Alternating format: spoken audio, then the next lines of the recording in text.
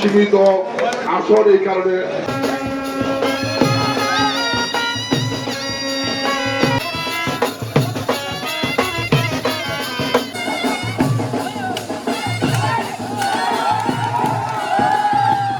দিতে তাদের এই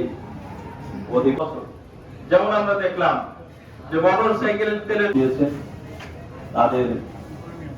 আত্মদেরকে বৈষম্য, এই বৈষম্য দূর করে একটা মাননীয় এমপি মহোদয়ের কাছে এটা দাবি জানাচ্ছি। এই সংসদ সদস্য হিসেবে গুরুত্বপূর্ণ মহান মে দিবসের আজকের আলোচনার সময় আমি আমার বক্তব্য প্রধানমন্ত্রী তারেক রহমানের নেতৃত্বে শ্রমিকদের অধিকার প্রতিষ্ঠা হবে, তাদের যথাযথ মজুরি এবং তাদের কাজের সময়সীমা নির্ধারণ করা সহ জামালপুরের জনগণের ভোটে নির্বাচিত প্রতিনিধি হিসাবে